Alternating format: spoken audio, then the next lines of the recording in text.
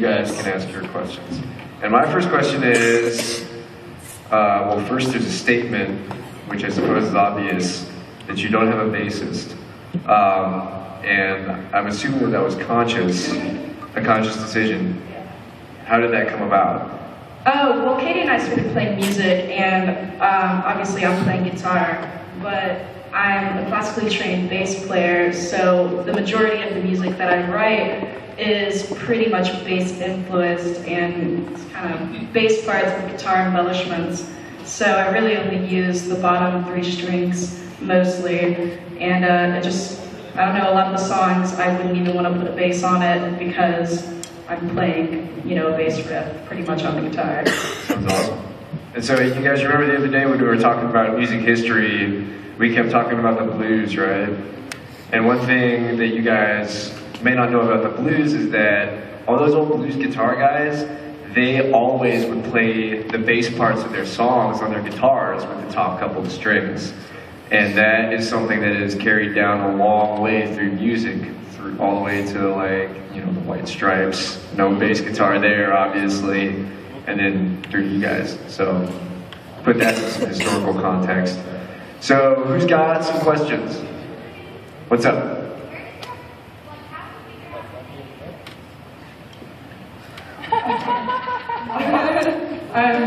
It's got kind of a four-part name. Not to explain all of it, but we're a punk band. We kind of wanted to be aggressive and a little shocking with our name, and it refers to a series of murders that happened, Manson murders. Yeah, the Manson family, it's a reference. That sounds terrifying. Punk bands, that's punk bands for you. Yeah, what's up, Alex? When did you get together? Rachel and I started playing together in November, and we got a different drummer, but we decided to do with Carter, he's Lachlan. And Carter started playing with us about a month and a half ago.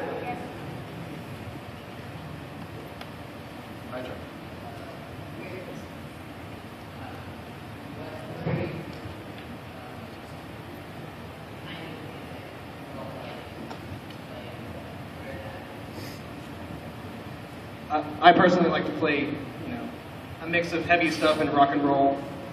My personal favorite, I guess, would be, have you ever heard of sludge? Like, it's kind of like a mix of blues and metal.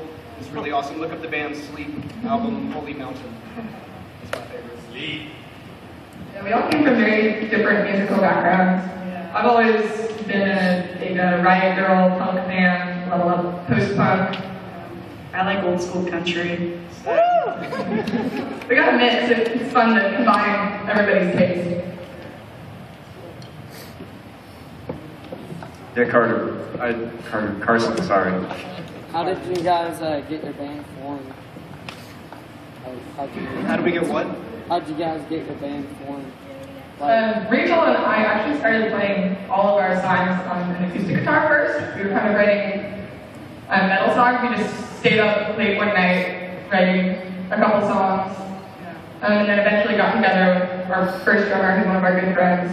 We didn't have electric equipment for a long time, so we were doing the acoustic thing, tuning an acoustic guitar down to drop D and just kind of like making it as heavy sounding as we possibly could.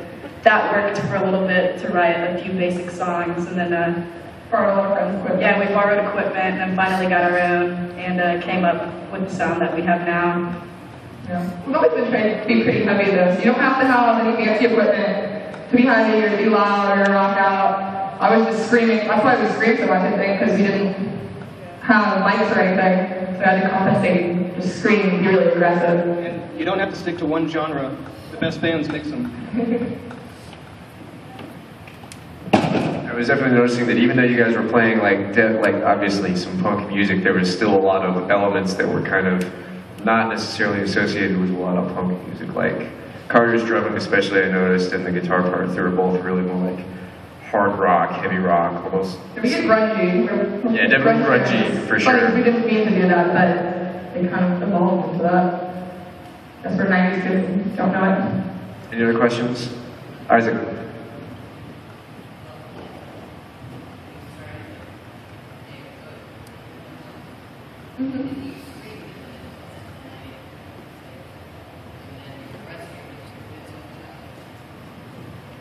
Yeah.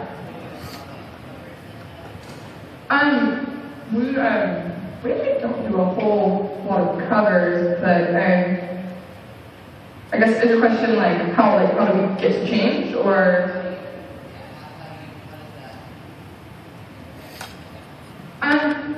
sometimes. How do you decide to do that? When to scream, when not to scream, and stuff? I feel like there are certain parts of the songs that, you know, should have a contrast, you know, from like one sound to another sound, and the more drastic the better sometimes. Contrast, transition. I know that I like when a song suddenly gets in your face, and so I think we try to do that. We've got some more pop songs that we didn't play. We wanted to mix it up for y'all, but sometimes we just shout a lot too. He's got a question. How much recording have you done, and can you talk about recording versus playing? Well, personally, my favorite part of being a musician is being in the studio, recording. RPB hasn't done a lot of recording. We've recorded at MTSU a couple times, and then, you know, just friends putting mics in the middle of a room and getting rough recordings of that. But it's something we'd like to explore more. I don't know, it's easy for a band like us to record because we can kind of just play live and go from there. You know, there's some people get real meticulous about that, but it's fun playing funk music because it's easier. And I can get down and dirty. Actually did a live recording with Jason over here. So we're really excited about that. I was there. That was cool. Also, for this kind of music, I would prefer it to be live recording because you catch the energy more for heavier stuff than going in and doing individual tracks and, you know, maybe not being quite as motivated while you're doing it. So that's something to keep in mind. Because a band sounds different when a band is all playing together all at the same time. They sound and they play differently and they act differently than when they go into the studio one at a time. And one person will play their part, and then the next person will play their part, and it's all done separately and then mixed together. It sounds way different.